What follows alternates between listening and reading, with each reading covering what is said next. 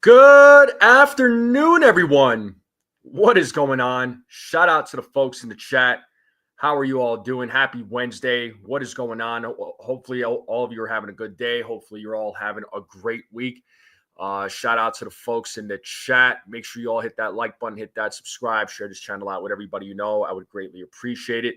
Supposed to have former Major League Baseball player Corey Hart on the channel. As soon as he pops up in the back, I'll let him on.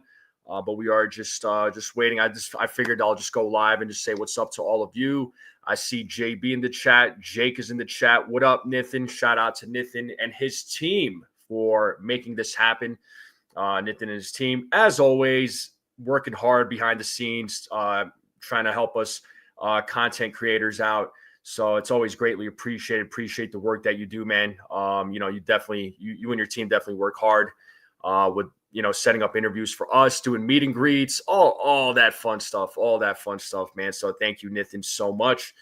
But we're waiting for Corey to pop up and come in the back, and I'll let him up as soon as he comes in, and we'll talk about him. We'll talk about his baseball career and see how he feels about the game today. But how's everybody doing? I see Jacob Frederick is in the chat. John the Beagle Dad. Theo Harris. What is up there, folks? What is up there, guys? What is up? What is up? How are you all doing? What's going on? So, okay. Thinking of a wrap. What's up, SGA? What up, Gusto? What up, Gusto? Did you get adjusted to the time zone yet? Did you get adjusted to the time zone? Are you used to it yet? Are you still feeling tired, bro? Shout out to my man Gusto. We're just waiting. Again, we're just waiting for Corey Hart to come in, to pop up in the back, and I'll let him up. But how is everybody's All-Star break going? Everybody enjoying the All-Star break festivities? Everybody enjoyed the home run derby? Did you all enjoy the All-Star game? How are you all doing? How did you all like it? Day naps are the best. SGA adopted a cat. Congratulations. I am very much ready for the second half of the season. 100% ready for the second half of the season. I can't wait, man. I can't wait till things get started there. I'm looking forward to it. Definitely looking forward to it. But what is up, folks? What is up? Again, let me know how you all felt about the home run derby. Cal Raleigh won that. The National League ended up winning the All-Star game. How did you all feel about that? They implemented the ABS system. How did you all, let me know while we're waiting. Let me know how you all felt about all that. You want to see a bunting derby? Yeah, the season is flying by, Theo. The season's definitely flying by.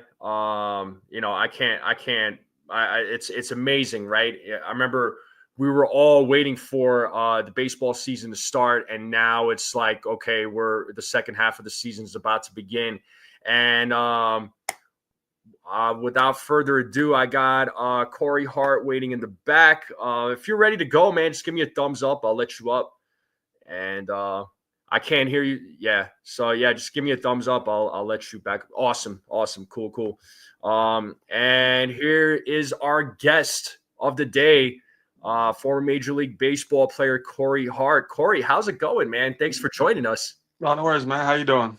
I can't complain. I'm doing good, man. Doing good on a Wednesday, you know. How are you doing? How's life?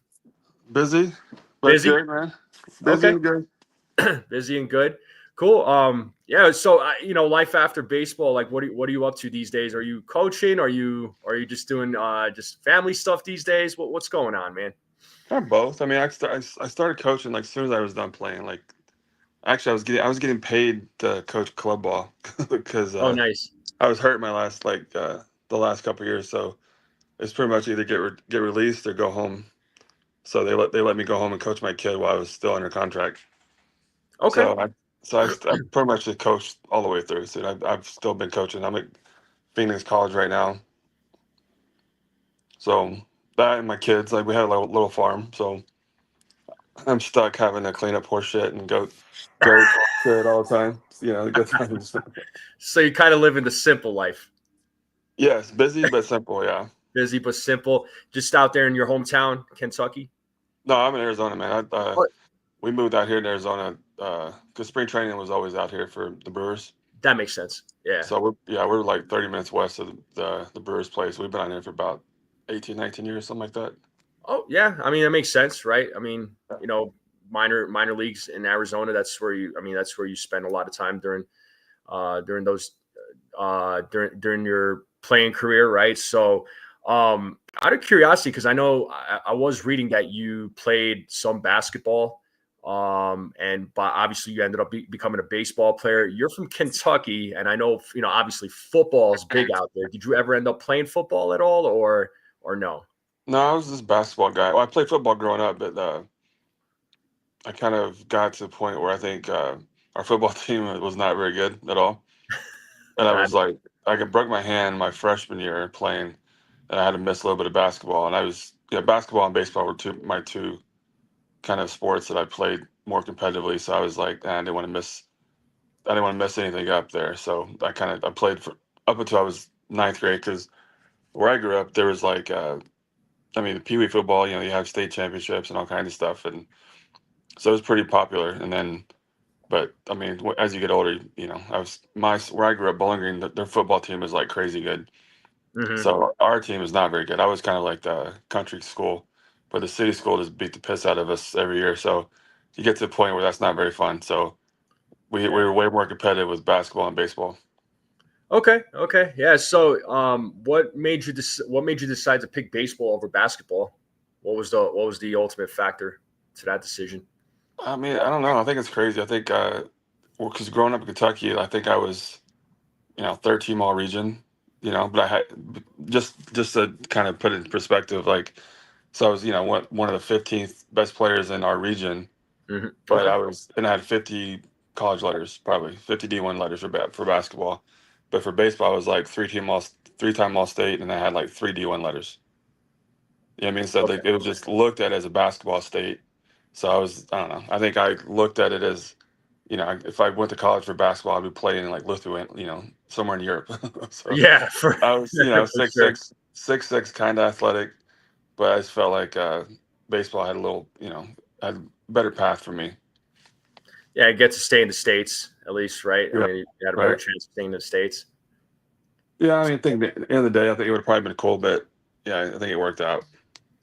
Yeah, no doubt, man. I mean, you got drafted straight out of high school. So, I mean, what was that feeling like? Did you know that there were scouts looking at you? Did your coaches tell you at the time, like, hey, you got some guys coming out to watch you when Yeah, you were?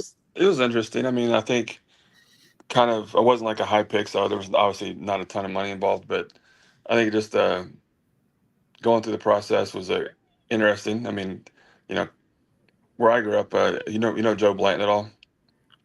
Know who? Joe Blanton or Joseph Blanton. He played in the big leagues for like 12 years too.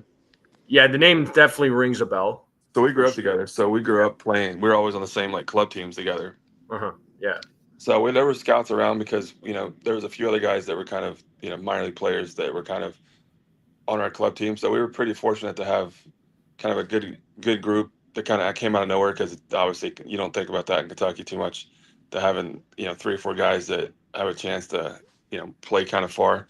So having those guys around me was pretty convenient. So there were scouts around quite a bit. But Joe was throwing 97, 98 in high school. So they were always there to see him. And I was just kind of the fortunate, tall, kind of lanky kid that could hit the ball kind of far. So I think he kind of, him being as good as he was definitely helped me out.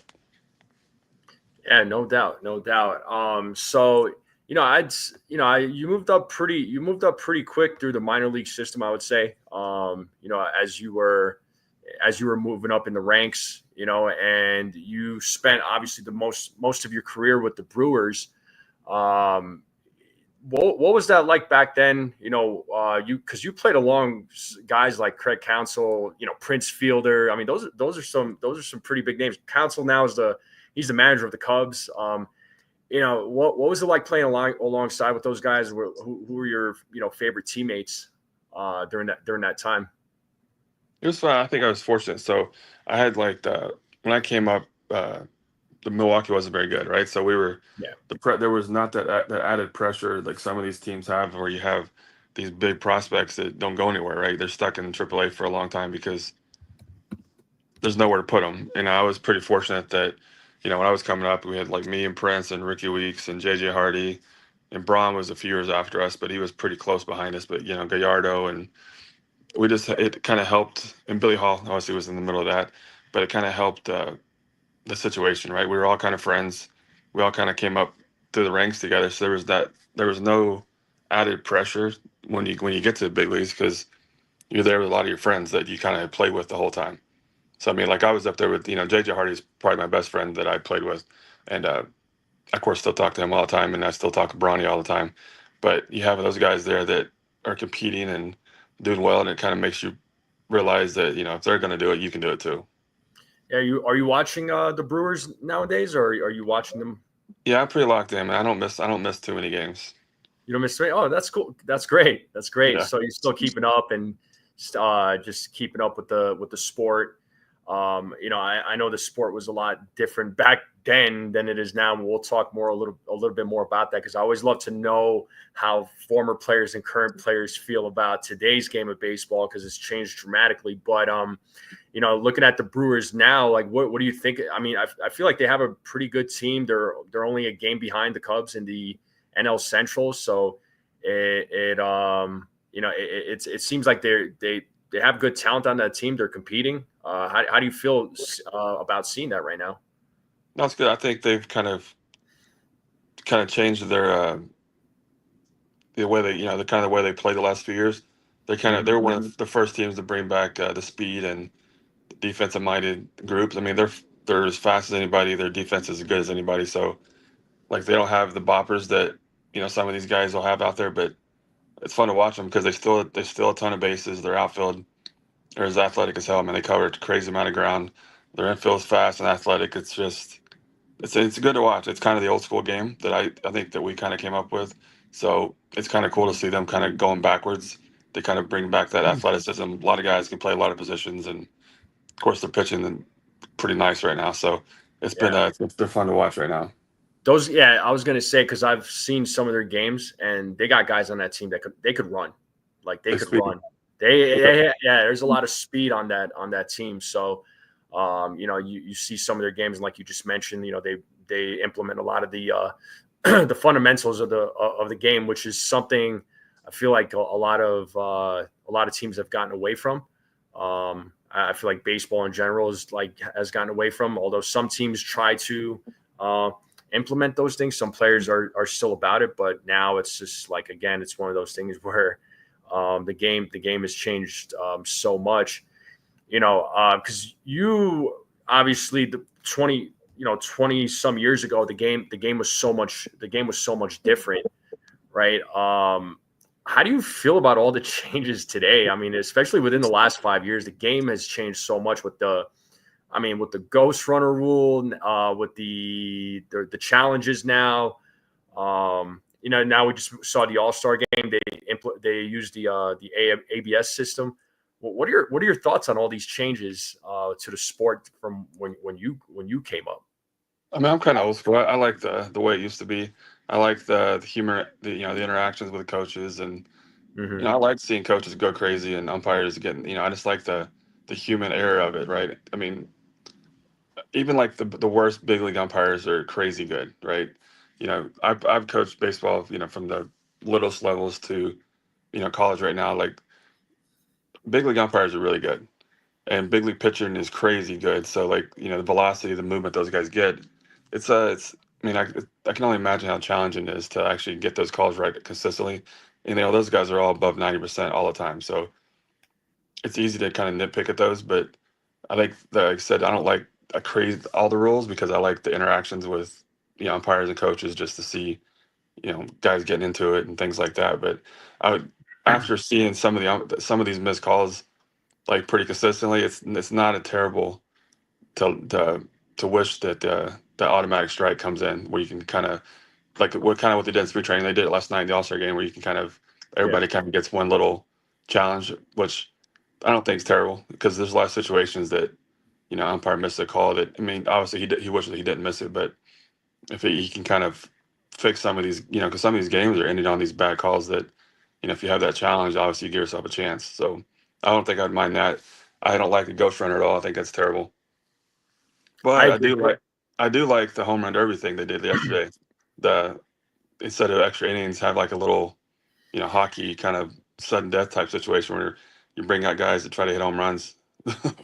Yeah. That makes it interesting. Yeah, I'm not excuse me. I'm not a big fan of the ghost runner rule either. I feel like I understand they're trying to speed up the game and all, but I just feel like, why not just just continue playing the game the way it's been, adding that extra runner. I don't know, it just gives the team a head start. It's just like, it's the 10th inning, sure, it's an extra inning, but why not just treat it like any other inning? I don't think I mean, I think the game still takes the same amount of time usually. It still takes about 3 hours. I mean, I guess with the ghost runner rule, you don't have to get into those 14, 15 innings, but sometimes I don't know, man. The ghost runner, it does take a little bit of excitement out of the game. At least they don't have that for the postseason. So hopefully it stays that way. I don't like it just because I like the like if a team plays a 17 inning game, you have that aspect of like more guys are going to called up, the up and down where you have to bring in pitching, you have to figure things out. I just like the chess match of the roster moves and the roster trying to figure things out for the next day, the next couple of days, and I know it can be a challenge sometimes when you play these long games, but I thought it was kind of fun to try to figure those things out. Yeah, it's always a big puzzle in extra innings. So, um, yeah, and as far as ABS system, are you in favor of it? I think I am. I think I mean, I Okay. like. I mean, I think just I like the aspect of being able to like challenge a call. Maybe one guy. They have a challenge. One player has a challenge. Through every game, and if they lose it, they lose it, right? But if you get it right, you kind of keep it. But just because, like yesterday, I think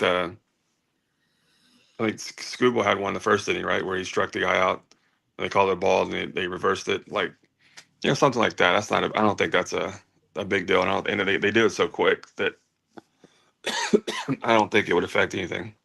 Yeah, I mean, it only takes 2 seconds. It's like as soon as you say, hey, let's challenge this. It just pops up on the screen, kind of like tennis. You Yeah, challenge a play. It pops up right away, so it doesn't take a whole lot of time. Whereas the challenges, I mean, they're spending a good probably 5 minutes or so.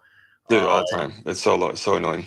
yes, I so hate you're not everyone's a like fan. they just look at the guy like, hold on. I'm like, dude, just let it changes everything. Dude, I don't know. Yeah. I'm not a big fan of that. So you're definitely like a bigger fan of like not having the challenge plays and just let the game be as is, and what you just having that human element of the game. You Yeah, I know, think that's part of it, man. These umpires, they're trying, but I think coming up, watching these umpires and these coaches kind of get into it, and it's always nice to see these managers go out there and try to fight for their guys. And I don't know, I miss some of that aspect. I still get it sometimes because I still feel like they still miss some of these calls when they'll go to the challenge and it looks obvious like they missed the call or they got it wrong and then they won't change it. So I don't know, but yeah, I'm old. I like the old stuff. Nothing wrong with that. And one of the folks in the chat was asking, he was asking a question about about today's emphasis on analytics, and was it as big as it was during your time when you played the game?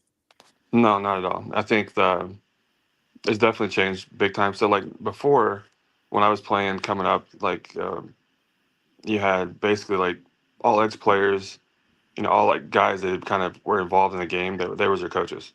You didn't really listen to a lot of guys that didn't put the pants on at one point.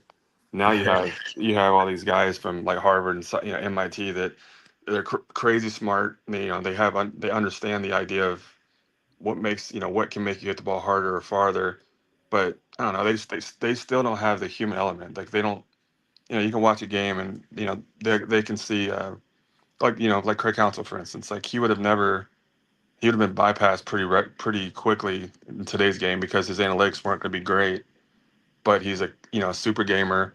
He's a team guy that everybody loved him. So like, I think it pushes some guys out that could be game changers if you take away some of that, like the scientific part of what they're trying to do. Yeah, because analytics, I mean, I think there's too much of it now, and I feel like there's just it's just information overload for the players. Where and I've discussed this with former baseball players that play the game.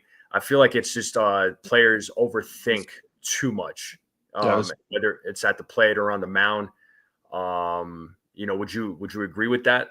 no, 100%. There's way too much information. Like when I played, I mean, obviously it was a decade ago, but video was huge. Like all you do is you watch your videos, you try to Right. pick up on anything you can to help yourself out that day, and you're able to watch every pitcher, every hitter. So I mean, there was a lot of videos that went on, but actual like trying to break down your swing with what's going to create more bat speed or backspin or anything, instead of just going out there and having your cage work and trying to make sure your swing's consistent. Like I think the eye test is a big deal. I mean, if a guy's out there hitting 300, all right, he's a pretty good hitter. But now, like some of these guys that like Corbin Carroll, for instance, I live in Arizona, so I watch the Yeah. Diamondbacks a lot.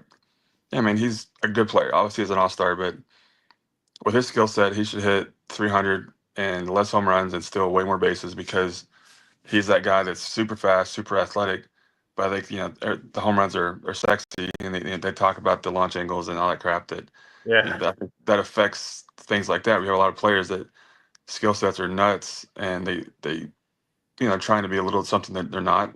Instead of trying to be a 40-40 guy, be a 20-60 guy, and your average is going to be 30 points higher, and no telling how much that changes the game. Yeah, because they're always now it's like it's all about the numbers. It's all about these different stats. And for me, when I watch a game, I'm looking at the end result. I'm looking at the final result of like, okay, well, look, we're looking at all these numbers, we're looking at all these analytics, but did the team win at the end of the day? Like that's what I want to know. Oh, Because 100%. and if they didn't win, the numbers really don't mean anything. I mean, I don't want to say they don't mean anything, but the end result is what matters at the end of the day. And in baseball or like any other sport, who wins the World Series, because whoever wins the World Series, all that stuff, all the numbers, the launch angles, all the other numbers that a lot of folks look at. I mean, it's all. I mean, to me, it's all irrelevant at the end of the day. No, yeah, I think 100%. I think that's where the Brewers have kind of struggled a little bit. They've changed it around like the last few years. And they were always big on kind of living and dying by the home run, which Mm-hmm. a lot of teams have done that because home runs are kind of so important, I guess, for teams now. But you get to the playoffs, and if you're not hitting those home runs in that series, you're not going to win very many games, right? So I think the Brewers have struggled in that aspect where they hit a ton of home runs and they've had good seasons, but they get to the postseason, you're facing everybody's best stuff. Right. If you don't have those stretches where you hit those 2 or 3 run home runs, you don't win many games. I think now that their speed a factor, the game is a lot different for them. They don't have to hit home runs to win games, and I think that gives them a chance moving forward just because they pitch so well. I mean, so I think as long as they can kind of keep the score relatively close, they bunt, they run, they play great defense, they're going to have a chance more so than some of these teams that they might hit 50 more home runs than the Brewers, but the Brewers can bunt and run, and they're that athletic team that can find a way to put big numbers up without hitting the ball out of the park. And I think at the end of the day, that's what matters is just making contact with the ball, putting it in play, and then let's see what happens. And you get a few guys on, because sometimes you watch these games and first couple of guys they get a hit, they get some hits, they get on base, and then your number 3, number 4 guy comes up, maybe number 5, and then they're already thinking long ball. It's like, why are we thinking long ball? Just put the ball in play. Let's score runs that way. I'm a fan of that. Like, don't get me wrong, I love the home runs. I mean, I think we all love the home runs, but when you're trying to win a game, though, I mean, it shouldn't be a home run or nothing mentality. Oh, no, not at all. And so, like, to say how the game's changed. My first year, I didn't get a bunt down, and I got reamed in the dugout in front of everybody that if I don't effing get the bunt down again, I'm going to AAA. I'm like, just like that. Oh shit, yeah. Because I was, the young guy. I was kind of the bench player, so I was playing for somebody. I think I was actually playing for Jeff Jenkins. We were probably playing Sabathia or somebody, and it's like one of those things. Like if you're gonna be a bench player, when I was coming up, you had to be smart and you had to be fundamental games. If you couldn't bunt, you couldn't move guys around, you weren't very valuable to them. So I think bunting and moving the guys around is a big part of the game, which I think a few more teams are getting into it now because I think teams are tired of getting to, winning 90 games, 95 games and getting to the postseason and getting swept because the guys are not hitting home runs in those series. But it's challenging. So I definitely like that aspect of being able to move guys around. So when I coach, that's all I coach. Try to make sure that guys can get bunt and hit and run, things like that to kind of almost say like immediate offense, right? You're trying to just create things that maybe aren't there. Yeah, create opportunities where you can, right? So with bunts and with the hits, I mean, not solely relying on the home run ball, on the long ball, not worrying about the launch angles and all that. So I can't stand that stuff. I can only imagine again, because you were in the game, 20 plus years ago, and it has changed dramatically. For you as a player, I wanted to ask this, man, how hard was it for you, because every player experiences something different, how hard was it to travel, because it's 162 games, it's a long freaking season. How hard was, traveling and just getting ready to play, especially when you're traveling to different cities, time zones change. Sometimes your body is a little beat up. How did you adapt to those things, and what did you do to stay ready at all times? I think it's kind of like I said, it just becomes part of your routine. I mean, I think early on, I was able to latch on to a few guys that were, like you remember Jeff Cirillo? Oh yeah. Yes, I mean, he was kind of towards the end of his career when I was breaking in, so I was a bench player and he was a bench player. We were kind of the different type of bench player. He was more of the veteran, like late inning pinch hitting kind of guy, and I was kind of the younger guy that's just trying to fit in once in a while. So like trying to lean on guys like that to kind of help me kind of figure out what I'm supposed to do, how I'm supposed to prepare, make sure I'm ready at all times, and just kind of see how these guys handle it. But it's pretty easy. I mean, like you get in that kind of routine where you make sure that you get sleep when you can. And I mean, some of these trips are a little different. I mean, when I was in Seattle, it was a lot worse because I think they traveled like mileage wise, there's like 20,000 more miles than the next team. So you have a lot of these like show up at 3 a.m. hotels, and you have to make sure you have to fill the next day like 1 or 2. So that can be a challenge, but I think you just get used to it. Like you learn how to handle your body, make sure you're in the training room when you need to, and I don't know, this kind of becomes part of it. Like I was pretty fortunate. My wife was, she's pretty dedicated traveler, so I had her and the kids with me quite a bit, so I didn't have to worry about any extra stuff. I mean, I was either playing and coming back and hanging out with them, so I didn't have to worry about going out and doing anything that would extend my night or make me more tired the next morning. So I was just usually hanging out with the kids and my wife on the road. So that made my routine pretty easy. Okay, yeah. So like having those when you're traveling, having those trips those long trips, it didn't, you didn't feel like your performance was ever affected, or because of those, because of those trips that you're making, especially because I know you played for Seattle for a year. Making a trip from the West Coast to the East Coast, let's say, you never felt like your performance may have been affected because of travel. Because again, I know sometimes traveling, it can be, I don't know about you, but it could probably wear me down if I had to travel a lot. So. Yeah, I mean it does, but I think you're so used to it. It was just part of the routine. I think you're just doing it. Everybody's doing it. It's kind of one of those things where you don't want to complain because everybody's in the same boat. So I think you just kind of learn how to manage your body a little bit. I mean, you're definitely going to be more tired sometimes than others, but Yeah. I don't think you really think about it too much. I mean, if you have one of those stretches where you have, 15 games in a row, 16 games in a row, then you're like dying for an off day. But I don't know. I think, you talk about passion. Like, most guys that are in the big leagues are super obsessed with baseball. I mean, so it's not a big deal to be at the ballpark every day. Yeah. I mean, like I think if you're obsessed, or your passion's crazy, you're dedicated, you're obsessed with what you're doing, like which but I would say most of these guys are. You're not going to make it, then it's not that big a deal. Would you say that the players during your time, including yourself, were probably more passionate about the game than the guys today, or you think the guys today are pretty passionate as well? No, I think you have to do it as long, have that schedule and to be, you have the way you have to prepare and the hours that it takes. Like you have to be passionate as hell. I think the only thing that's changed is probably like, if you go in a clubhouse and now they're not as connected as they used to be. I mean, social media wasn't super big, the phones weren't super big, so Yeah, there was way more guys doing things together, and that's kind of part of it. Like, yeah, I think now, I mean, you have like outlets and guys can watch TV and play video games in their lockers. Like when I was playing, we were playing cards, and you just kind of dicking around together. You're working out, you're kind of just part of your day is just hanging out together. And now I don't know if that's as much the case, but these guys are still dedicated. It's still such a cool job that these guys do everything they can to make sure they stay there as long as possible. yeah, for sure. Well, I mean, I know you just hit the nail on the head with social media and video games and phones. I mean, yeah, times were much simpler. But yeah, I mean, because I don't know if if I had access to that stuff, what I would, I don't know what I would have done, but like we didn't have access to it, so I mean, us playing cards between, waiting for games or sitting on the couch watching Seinfeld together, that was kind of, hanging out in the cold tub, the hot tub, and just kind of doing things together was kind of part of it. There was no that extra distraction wasn't there. For sure, no doubt, man.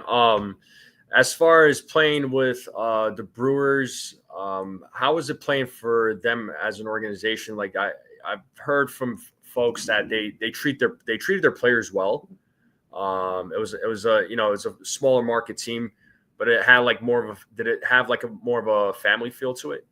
Yeah, I think when I was there for sure, because most of these teams will have daycares and things like that, but when I was in Milwaukee, we had Prince and Gallardo, Ben Sheets, uh, a few other guys had remember Brian Schaus. I don't know if you remember that name, but Yeah, we had 4 or 5, maybe 6 or 7 guys that all had young kids together. So it was kind of a cool little family thing. So I think we had so many boys and kids in that same age group that the clubhouse was kind of a mess, but at the same time, like it was fun. I mean, the kids were playing together and run around, and like Ned Yost and Renicky, I think Maka was kind of difficult, but like Renicky and Ned Yost, and they didn't care. They let the kids kind of hang out. They wanted that aspect of it, and that made it fun for us. And as young guys with kids, you never know what to expect, and they made it really welcoming for everybody.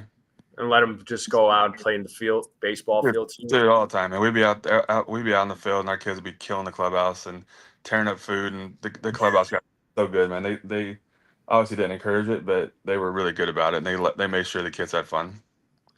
Yeah, for sure. I mean, you're might as well, man. I mean, it's just like you guys are playing for them. You're traveling. I mean, luckily for you, your family traveled quite a bit with you. It sounds like your wife and kids were with you. It's not Yeah. always the case for other players. So I know a lot of players may be away from like their significant others or their family quite a bit. So that's cool. But you were fortunate at least that your wife traveled along with with your guys' kids, and Oh, uh, it was crazy. Some of these guys would go, months without seeing my wife.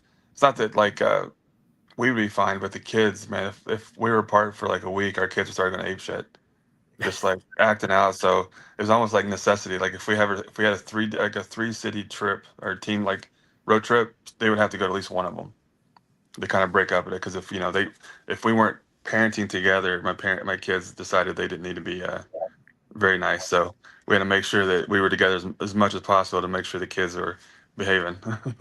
Well, yeah. Well, especially if mom or dad is away, it's like, okay, well, let's see what we can get away with and cause a No, little cause a little ruckus. yeah, they were pretty good at that. So it helped. It definitely helped out that she would travel with us quite a bit. Yeah, yeah. For you, what was your favorite ballparks to visit? What ballparks did you like to play in? I mean, like I love playing in Houston. Okay. So, like, I mean, the Pittsburgh is my favorite place. Like, my favorite stadium, I guess. The Pirates, it's just PNC. Yeah. yeah, it's a Manchester, so beautiful, and just like the backdrop's crazy. I mean, I wasn't a huge fan of the city, but the actual ballpark is crazy. But I mean, like I love Miller Park. Well, I guess for now it's American Family Field, but Yeah. back then Miller Park was hard to beat. I like playing in Arizona. I like the domes are good just because you don't have to worry about the aspect of rain. Yeah. So Yeah. you know when you're hitting, if you have batting practice, you know when that is, and early work you can kind of everything's more scheduled. You don't have to worry about that stuff. But anything that had like a good cage system, like a good visiting gym, it was fun. Yeah, because I've only seen obviously only seen pictures of PNC Park, and I've talked with people that have been to PNC Park. I hear nothing but great things about PNC Park. I hear it's like such an awesome stadium. I don't know anything about the city of Pittsburgh, but I hear PNC Park though is a beautiful stadium, and it looks beautiful. I mean, just from Serious. seeing the pictures and what they show on camera, I'm like, I would love to visit that ballpark one day. And No, oh, it's so beautiful. It's easily the prettiest ballpark. I yeah, mean, and yeah, no, go go ahead. ahead. I said no. I was just saying, like we didn't do much downtown, so I don't know much about the city outside of the ballpark, but the ballpark was crazy. Yeah, yeah. Yeah, they man, if Pittsburgh could just get a team going, yeah, that stadium would probably be rocking right now. Well, I mean, that's part of like the trying to build around. They've Yeah, had obviously ton of talent. They just got to make sure they add to it.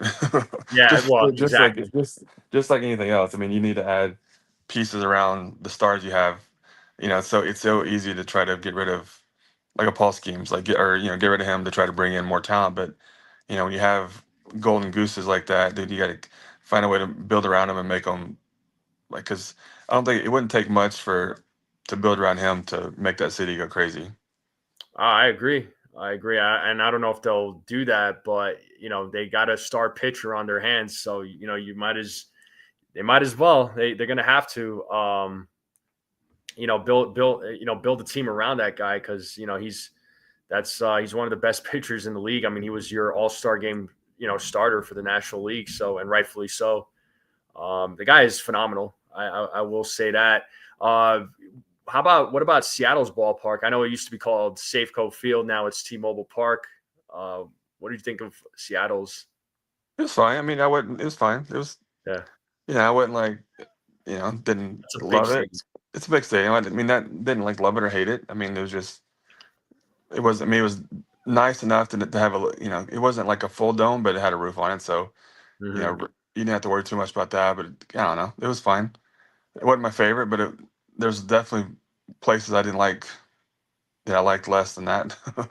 What stadiums did you not enjoy playing in? Like what are some of the stadiums you did not like visiting at all? You were just like not looking forward to it.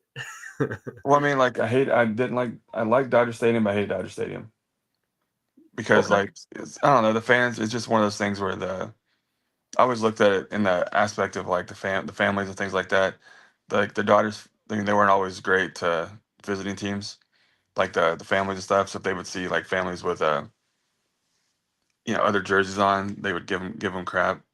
The Oh, well, yeah. same thing with the Cardinals. Like the Cardinals are really bad about that. Like the wife section would get crushed by some of these fans sometimes. It's like yeah, that kind of stuff. But as far as like just going somewhere to not like playing, there was no places that I just hated playing at. All the stadiums are pretty nice. I mean, one of the hardest places to play was the Giants, just because the wind it blows so much there. So trying to play outfield out there was crazy. I can only imagine out there in out there in the Bay Area for Yeah. sure. Here playing in the Bay Area, at their stadium. Because it does get chilly up there. Yeah. So a lot of wind blowing. Yeah, that makes sense. Yeah, and like during that time when you were playing, when you were going up against opposing pitchers, who was the one guy that you enjoyed going up against, that you were like, I'm determined. I'm going on a mission today, and I'm gonna hit a home run off this guy, or I'm just gonna hit well against this guy. Who's that pitcher that you like going up against and like being challenged by? You know what? One of my favorite guys to face was like Roy Oswald.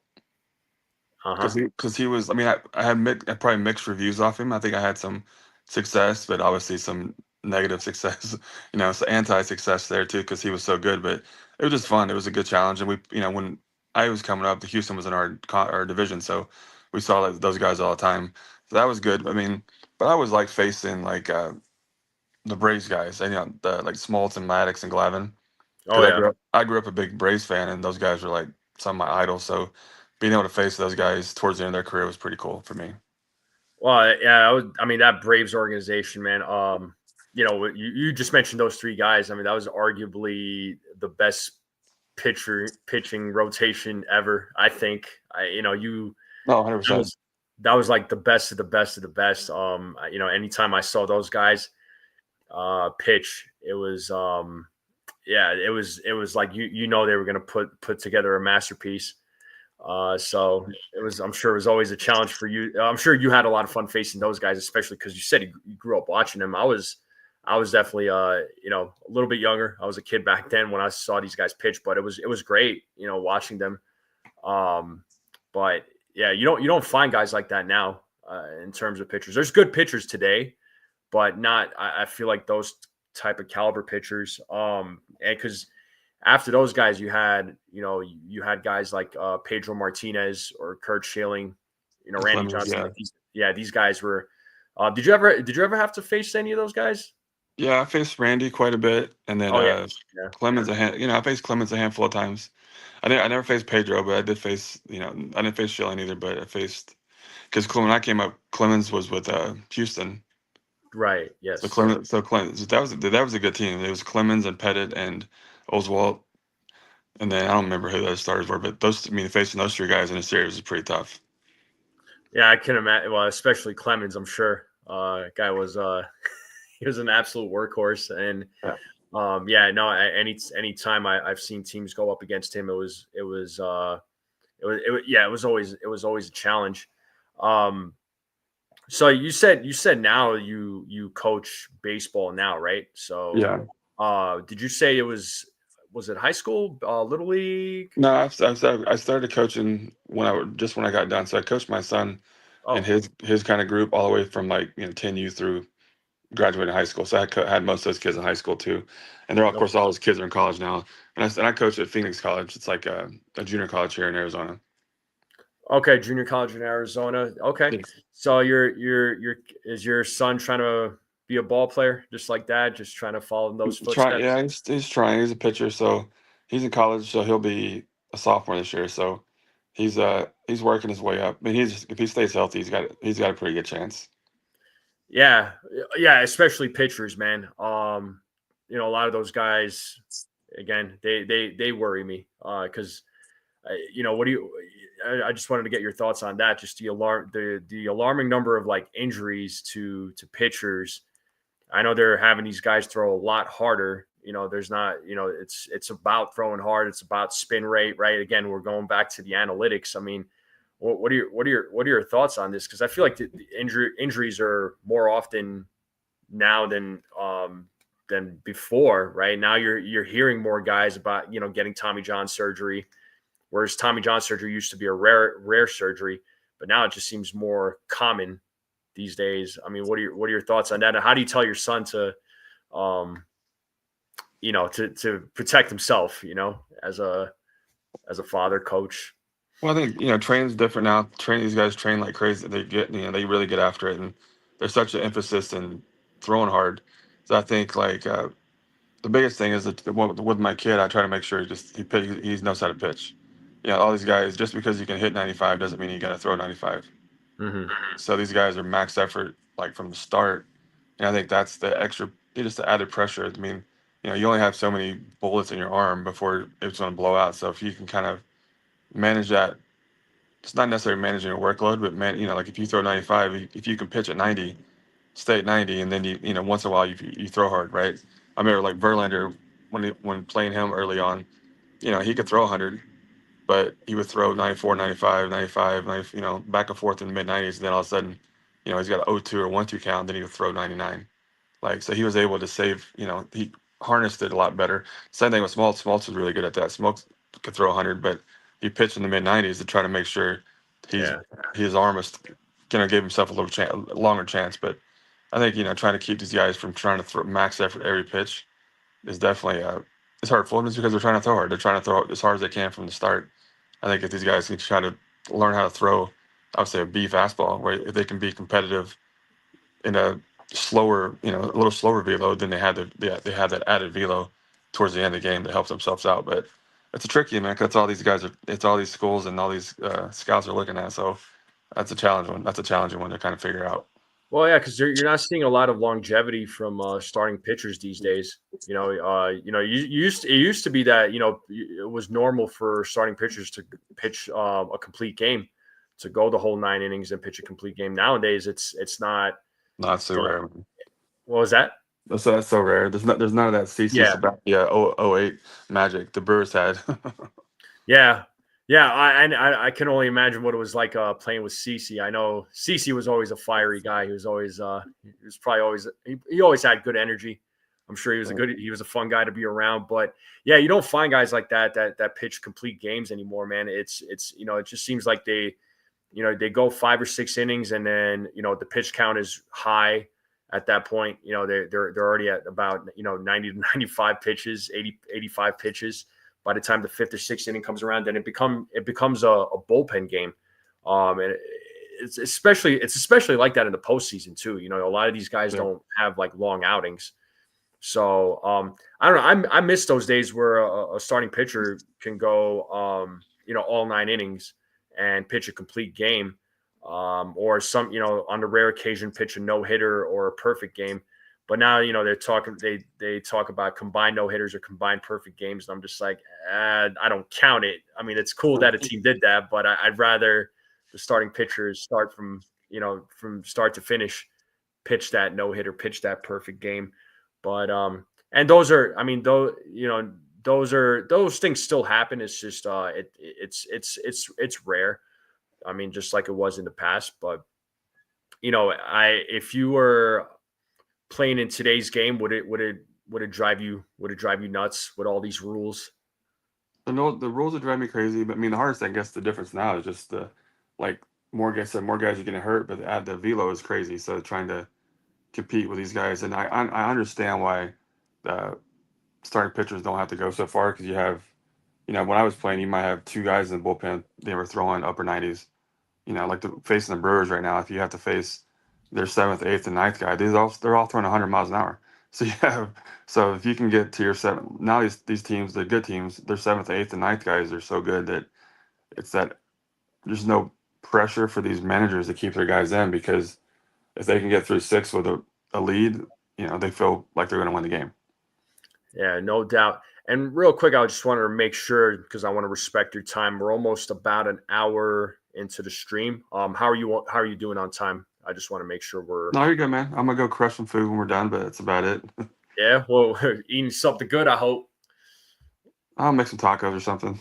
Nice. Yeah. No, we always talk food on this channel too, because food. I mean, food brings the world together, so brings all of us together. So hey, tacos, you can't go wrong with tacos, man. So, but yeah. So if you were playing in today's game, who, like, in terms of facing pitchers, who would be the guys you would love to go up against and see what you got, and and get that and feel challenged, get that challenge and seeing if you what kind of like success you would have against them. Looking at today's pitchers. I mean, today's pitchers, I mean, Shohei would be fun just because he's such an icon. I mean, just to see Sure. go up against somebody like that. I mean, like I always liked facing Asian guys just because when I was playing, there wasn't so many, but the ones that were there were all superstars. So just to see some of the guys that have come across that I didn't get to see would have been kind of cool. So probably some of the Dodgers guys. So Ohtani, like Yamamoto, probably. Yeah, and even the new guy. What's the new he's hurt. He's hurt right now. But just yes, I know who you're talking about. I think it's Suzuki. Those guys are kind of fun just to see Yeah. something different. I mean, I don't know. I always thought seeing Asian guys it was always a big challenge. So I thought that was fun. So I mean, I think that would be fun to kind of see those guys. I mean, I don't know if I'd want to see some of these closers out there now. Some of these closers are throwing this crazy velocity. It's insane. Like I guess if you were to go up against Aroldis Chapman, a guy throws. Well, I had 5 bats off him. So because people forget he's an older guy now. He's still throwing 103, but he was. I was in Milwaukee when he broke in with the Reds, so we saw him quite a bit early on. Yeah, that's right. Yeah, he's been. Yeah, I was gonna say he's been in the game a while. So, what about have you ever had to face who's some names like Mariano Rivera, Eric Gagne? Did you ever have to face these guys? Eric Gagne, I'm sure you did. Face Gagne. So when I was playing, like the closers, like Joe Nathan, yeah, like Gagne, I never faced Rivera. I got I was on deck or I would face the 8th inning guy. I think a few times when we played the Yankees, but who was the guy Wilson with the Giants? Remember the big beard guy? Yep. Did you ever have to face Wagner? Face Wagner, face Bradledge, quite a bit. Trevor Hoffman. I played against Trevor and played with Trevor a few years. He was in Milwaukee for a few years. Oh yeah, he was a member of the Brewers. Yeah, I remember that. I mean, yeah, I think closers are always going to be crazy good and crazy competitive and intense. So I think now obviously some of these guys are still a little harder, but it's always a challenge facing those guys. Yeah, for sure. As far as I know you're coaching now. Did you ever get any calls from any Major League Baseball teams to coach for them, or be a hitting coach, or serve as in another type of role, or not really? I mean, early on, Milwaukee called me all the time to do some stuff with them, and I did some stuff in the minor leagues with them a little bit, but I was so busy with my kids and like coaching. Travel ball is crazy out here, so coaching those guys it was kind of hard to try to do both of that, like trying to deal with the minor leagues, that kind of stuff, and coach. And so I was kind of kept telling them no. I would help out a little bit, and I still do a few things. I'm usually in Milwaukee 2 or 3 times a season to do like PR stuff, but I mean, I guess I might eventually have more time and I guess entertain it. But right now it's kind of hard with my kids, and like my son's leaving to go to school in Texas, and so I'll probably travel with him quite a bit. So it'll be when he's done playing, I might kind of look into it a little more. Just because I watch it, I'm always into baseball, so anything there would be something to kind of pay attention to. Okay, cool. Any current players that you pay attention to? Any? Do you have any favorite players right now that you enjoy watching? I mean, it's easy to say the Brewers just because I watch them so much, but like Sure. like Turang and love free like just the younger guys that are fast and athletic and just push the envelope a little bit, right? Even the Durbin, like over a third. I mean, he's a little guy, but I mean, he's fast. He's great. He's always feels like he gives himself a chance almost every time. And literally, he's probably 5'7", and he's out there facing these huge guys, and just fun to watch him compete. Awesome. And what about like non-Brewers players? I know you watch a lot of the Brewers, but I know you're in Arizona. I know you mentioned Corbin Carroll, but any other guys from any other teams that you enjoy watching? I mean, like I do like Carroll. Just I wish he cut back on the home runs and tried to make more contact. But he's fun to watch. I mean, of course, I love Trout when he's playing, But I mean, I watch a lot of the Dodger games. Actually, root against the Dodgers, but I like to watch Shohei and Freeman, Freddie play. And of course, Betts, and they're just good. They're athletic and entertaining. But again, I usually watch the Brewers, the Angels. I actually like Neto from the Angels, little Those, shortstop. yeah. He's competitive, man. But same thing. I like, I actually like Bird. Some of these guys that the Yankees throw out there. But who's the first baseman now? Rice. I like watching Rice. Oh, Ben Rice, yeah, he'll Just fill because in. He'll play for like Goldschmidt if Goldschmidt has a day off. he's young and looks like he's having fun. So when he gets out there and competes, it's fun to watch. Yeah, how do you feel about guys like just like the big names? Like I'll throw out Aaron Judge, Juan Soto. Like how do you feel about guys like Uh, that? I like Judge. I like Judge a lot. So Judge, I mean, it's hard to beat Judge. If he's not the best player, he's the second best player. He's him and Shohei are, you can argue they're the top two players in the league, and Sure. nobody's gonna argue with that. But I'm not a Soto fan just because I don't know. I mean, I don't know. I like the team guys and the guys that seem to care more about their team than their money. Yeah, well, there was definitely a whole lot of controversy with him in the offseason.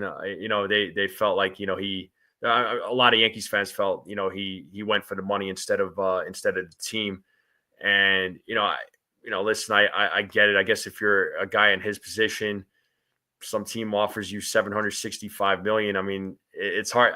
I don't know about you, but I mean, it'd be hard to say no to that. But sounds like you're definitely more of a, hey, you know what, I'm a team guy. I'll take a few $1 million less just to help out my team and just so we can be contenders, go out there, win some championships, Well, I mean, or try to win some championships. well, you get to a point where it means there's only so much money, right? There's Yeah. only so what else are you going to buy? I mean, obviously he got crazy money, but I'm sure the Yankees are offering him something pretty extensive. What say they're offering him 700 million? I mean, what do you if you're comfortable at a place and they're offering you something comparable? I never understand why people will take a little bit more to go somewhere that they're not comfortable with, or I don't know. I think he would I don't not that he's regretting it, but I think he definitely benefited by having Judge in the lineup. Yeah, because having a guy like Judge, I mean, it's only one Aaron Judge, Yeah. and you're not gonna find, I'm not saying Soto doesn't have good guys around him. I mean, he's got some guys around him on the Mets, but I don't think any of those guys come even close to. I mean, clearly they don't come close to Aaron Judge. Oh, not at all. So, Well, I mean, and the consistent at bats and just the factor that he's like if Soto's in front of Judge, he's always going to get pitched to because the fact that the Judge can hit mhm. every pitch out of the ballpark. Like I know Pete Alonso he can hit home runs, but he's going to be a 260 hitter, 250 hitter. I mean, Judge is going to be in that mid 350, so there's a lot more contact. He's just a lot more dangerous. Yeah, not to mention Judge. He's getting paid less than Soto, and he's still producing some great numbers. I mean, he wanted to remain a Yankee. I mean, that was the big thing with him. He wanted to remain a Yankee. He just wanted that dollar amount to be right. So it's like it seems like the Yankees got Judge at a great discount. Yeah, I compared to think Soto. compared to some of these contracts, they definitely did well there. And then and a couple of more things. Like, what are your thoughts on all these baseball contracts now? Because again, I know as the years have been coming and going, the contracts have been getting more and more. I don't want to say, yeah, it's been expensive. Some of it is ridiculous. I mean, the amount of money that these guys get paid, I'm just like, Oh, wow. that's cool. And I know, Rob Manfred apparently is trying, proposing, which I don't think will ever happen, a salary cap in baseball. I think if something like that, I don't think anything like that would ever happen. I think I think players are going to go on a strike, and I feel like a strike is probably going to happen soon because I know it's been a while.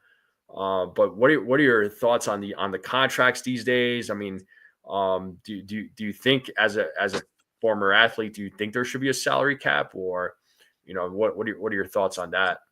I don't know if there should be a salary cap. I think there should be more penalties if for teams to go over. But I think the biggest to me as a player, the biggest thing is I think there should be a floor.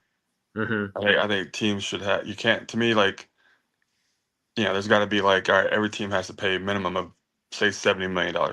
Yeah. Something like that where because you can put out a team that's the last few years you have some teams that are under 50 million trying to compete with a team that's that has a 300 million payroll out there. It's pretty different. So I think if you can have maybe make the minimum salary increase, like teaming, make a team pay a certain amount of money, it would help out level the field a little bit more. You might get some of these, some free agents are going to go to some of these places a little more, so it might even out some of these lineups. But I think it's if a team wants to spend money, if they have it, go ahead. I mean, every owner has a lot of money.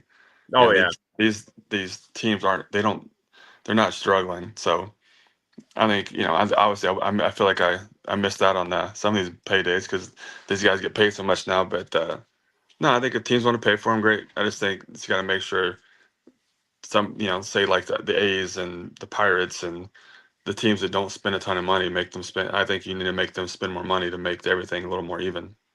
I agree with that because I get tired of the teams that spend money, and if they're over a certain threshold, then they have to pay the penalty. There's a tax that they have to pay, and then some of that money goes to the smaller market teams, and the owners, they don't invest in their teams. I mean, I don't know. I mean, who knows what they do with their money? They probably pocket it, but they need to go after teams that don't spend money, and they need to, yeah, they need.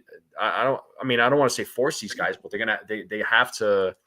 If other teams are spending money and they're getting penalized for it, I think you got to try to make it fair. No, Uh, 100%. yeah, because they're going out there, they're competing, so they're spending money. Why penalize them for spending money, trying to compete, and trying to win a championship at the end of the day? I mean, that's the end result. And like you said, these owners aren't hurting. Even the No. small market teams, they're not hurting, but they're not wanting to invest. I mean, we saw that with the with the athletics. The fans stopped showing up to the games. It just the city of Oakland just kind of died out. The fans just stopped showing up. Now they're moving to Vegas. It seems like they have a team right now. They got some guys, but let's see if they build on that. But yeah, I think they need to force some of these teams to spend money because they're always the teams that are spending money are the ones that are getting constantly penalized, and I don't think it's right personally. No, I mean teams have money, spend it. But I think as long if you can try to even the playing field out, like Oakland spend a little more money now. I think I Hmm. don't whether they had to or not, they did, and they're still a little bit of ways away from competing. But in the West with the Astros and Anaheim gotten a little better, but Yeah. if they continue to add to their young group because they have a really good young group, they could be a Mhm. good team. They could be a good team in a few years. Absolutely. Yeah. No, they got some guys. They got some key Yeah. pieces. And then one last question, I'll let you go, man. Second half of baseball is about to start. Anything you're looking forward to? Anything you're looking for? What team, like, is there any predictions that you have teams that are going to make a big push going into, because we're almost at September. We're almost, before you know it, it'll be postseason. Any bold predictions or anything you're looking for in the second half of the season? Well, I mean, I think the Birds will overtake the Cubs. So Okay. if you're a Cubby fan, I'm sorry, but but no, I mean, I think at the end of the day, it's probably gonna be a Dodger Yankee World Series again, and hopefully, the Yankees come out on top this year. Yeah, yeah. What you like? Do you like this Yankees team? Like from your point of view, how do you feel about this Yankees team? I know I it's think been they're gonna need they're gonna need more pitching for sure. if they want to win. I think like if right now the Brewers probably have the best pitching in the National League, and but that's if the Dodgers get healthy. If the Dodgers get healthy, then their pitching staff is crazy, but they're hurt, and so right now if the Brewers can pitch and maybe add a thumper to the middle of that lineup, then they have a chance as anybody to go out there and compete. But the Yankees, Absolutely. if they wouldn't have got hurt, I mean, if they can get some guys back, they have a chance to do good things over there. Yeah, well, their pitching is taking a beating. Yeah. So just with their rotation and so it's their bullpen guys, it just seems like every time I open my eyes, it's like, oh, this guy's hurt or this guy's out for the season. I was just like, man, these guys cannot catch a break. No, it sucks too because there's a lot of teams, man. A lot of teams are supposed to be really good, and you lose a few key pieces, and it derails everything. Yeah, no, absolutely, man. But Corey, anything else you wanted to say before you head out, man? I do appreciate you taking the time out. I know you're a busy guy, so I appreciate you taking the time out to come on the show and chat it up here with us. No worries, man. No, I'm good, man. Just thanks for having me. I love talking baseball. Awesome. Yeah, no, love talking baseball too. Love talking with former players because I always like to get their perspective and every player just has a different point of view when it comes to the game. So again, I do appreciate your knowledge and your takes on the game of the past and today's game. And hopefully we can do this again sometime. All right, man. Sounds good. I'll be in touch. All right, Corey. Thanks for coming on. You have a great day and enjoy the rest of the baseball season. All right, man. Sounds good. Thanks. All right. Take it easy. Bye. Bye-bye. All right, folks. Well, I hope you all enjoyed that interview. That was Corey Hart, former Major League Baseball player. I have not done a player interview in quite some time. So shout out to Nathan and his team for making this happen. I know they've been working on some other, trying to get other players on the show too. I know it's been a little difficult, but it's all good. But having Corey Hart, that was cool. That was cool. I hope you all enjoyed it. So thank you all for tuning in. It is greatly appreciated. I will be jumping on actually with Ace in about a couple of hours.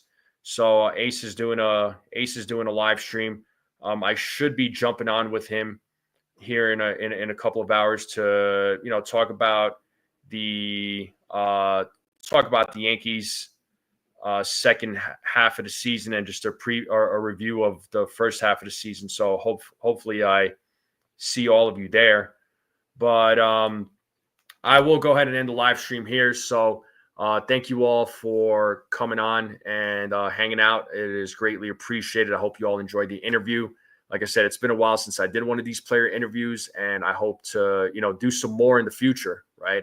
There's definitely names I have in my mind, so hopefully I get some of these guys on. But folks in the chat, thank you all very much for tuning in. Greatly appreciate it. You guys and gals are the best. Make sure you all hit that like button on the way out. If you haven't yet, if you're watching this on a rerun, hit that like button. If you're new and you're watching this, hit that subscribe button. Let's continue growing this channel. Share this channel out with everyone you know. I would greatly appreciate it. Everybody have a great night. Have a great day. Have a great Wednesday. And I'll see you all hopefully on Ace's channel. Make sure you all go tune into the Ace Avenue. Go show them support. Thank you all again. And I'll see you all tomorrow, actually. I'm going to have a bunch of different content creators, and we're going to grade the New York Yankees and grade Matt Blake, James Rowson, and Aaron Boone. So you all can participate as well. And I'll see you all then. Have a good one.